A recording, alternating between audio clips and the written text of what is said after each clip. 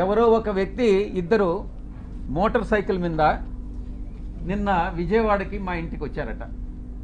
ఆ ఫోటో కూడా వీడియోలో రికార్డ్ అయింది. వీడెవడో నాకు తెలీదు. వాడు ధైర్యంగా వచ్చి విజయసాయిరెడ్డి వాడు ఉండాడా ఇక్కడ, పారిపోయాడా అని అన్నాడంట. ఎక్కడికి పారిపోయాడు అని అన్నాడంట. వాడెవడో నాకు తెలీదు. వీడు డెఫినెట్గా తెలుగుదేశం గుండా అయి ఉంటాడు. ఆ గుండా వెనుక ఒక అమ్మాయిని కూడా తీసుకొచ్చాడు. నేను ఒకటే చెప్తా ఉన్నా, ఎవరైనా కూడా, నేను ఈరోజు ఇక్కడ వచ్చాను, నాకేం సెక్యూరిటీ లేదే, ఏ ఒక్క పోలీసు నా దగ్గరికి రాలేదే, నాకు పర్సనల్ సెక్యూరిటీ కూడా లేదే, నేను ధైర్యంగా వచ్చా.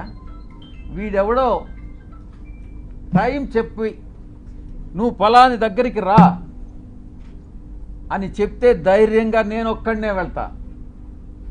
ఈ రకంగా ఏదో వచ్చి నేను భయపెట్టేస్తాను, నేను కొట్టేస్తాను, చంపేస్తాను అని ఈ రకంగా భయపెడితే తాటాకు చప్పుళ్ళకు భయపడేటటువంటి వాడిని కాదు అని నేను చెప్తా ఉన్నా.